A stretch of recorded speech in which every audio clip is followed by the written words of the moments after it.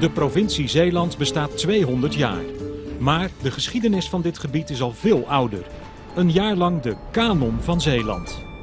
Met deze week Jozef Ledel in de slag bij de Kapitale Dam.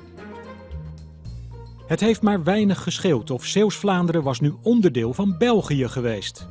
Het is mede te danken aan de grote Nederlandse legeraanvoerder Jozef Ledel en zijn beslissende slag bij de Kapitale Dam in 1831 dat dit gebied voor Zeeland en Nederland behouden bleef.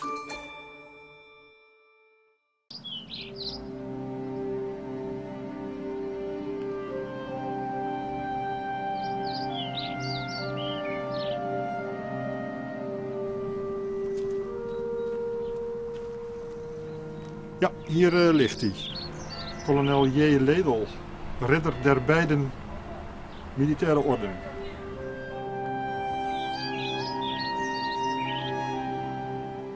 Pas vanaf 19 september 1814 is er sprake van Zeeuws-Vlaanderen. Voor die tijd sprak men van Staats-Vlaanderen. En onder Napoleon was dit gebied onderdeel van Frankrijk. Een jaar later werden bij het congres van Wenen de noordelijke en zuidelijke Nederlanden, dus het huidige Nederland en België, sinds de 16e eeuw weer samengevoegd. Maar een groot deel van de inwoners van het zuiden zag dat helemaal niet zitten en kwam in opstand.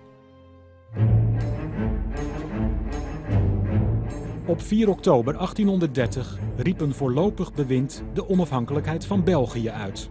En de opstandige Belgen beschouwden Zeeuws-Vlaanderen als hun grondgebied. De Belgische opstandelingen vielen Zeeuws-Vlaanderen dan ook binnen.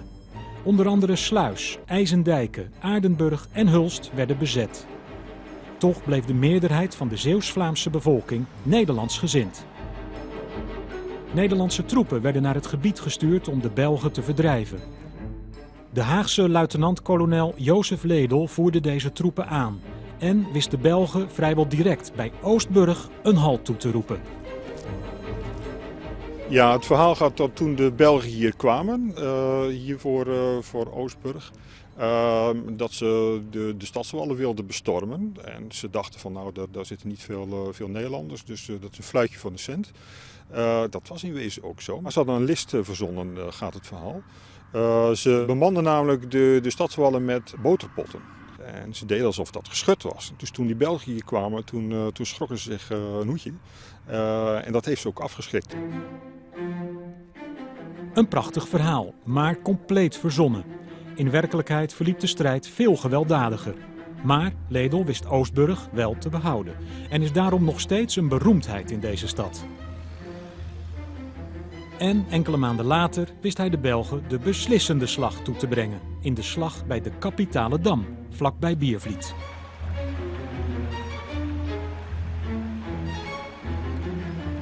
Dit is de Kapitale Dam, een strategisch heel belangrijk punt. Dat van hieruit een groot gedeelte van Vlaanderen onder water gezet kon worden. Is eind 1830 veroverd door Belgische troepen. En een paar maanden later, januari 1831, heroverd door Nederlandse troepen onder leiding van Ledel. En Ledel werd daardoor een grote held voor de Zeeuwen. En Nederland had in deze tijd behoefte aan dit soort helden. Mannen die zich wilden opofferen voor volk en vaderland. Zo kende iedere Nederlander de heldendaad van Van Speyk, die zich in Antwerpen met zijn schip de lucht in liet vliegen. Om te voorkomen dat de Belgen de kruitvoorraad in bezit zouden nemen. Zeeland kende zijn eigen helden. Naast Ledel had je bijvoorbeeld ook Jacob Hobijn, ook een Hagenaar.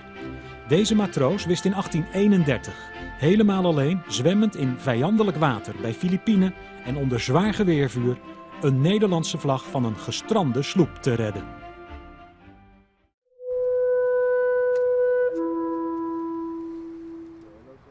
Jacob Hobijn ligt hier op het oude kerkhof van Vlissingen begraven.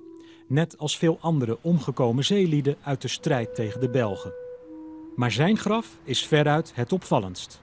Nou, hier ligt hij dan, onze grote zeeheld. Een heel groot graf voor toch wel een eenvoudige man.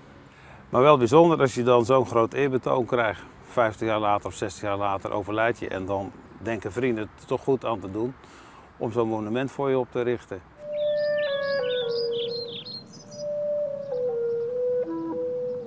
Ook Jozef Ledel ligt in Zeeland begraven, in Oostburg. Ook zijn graf, zij het een stuk soberder, is nog steeds te bewonderen. Het is opgericht door zijn manschap, om het zo te zeggen, voormalige, dus de veteranen.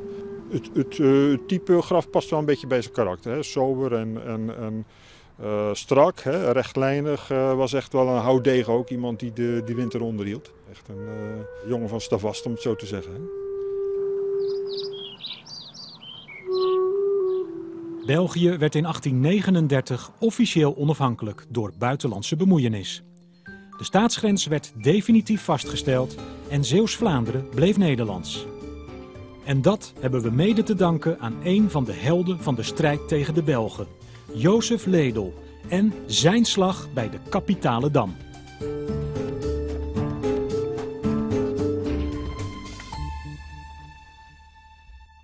Wil je meer weten over dit kanonvenster en zo de geschiedenis van Zeeland ontdekken en beleven? Kijk dan op www.zeeuwseankers.nl.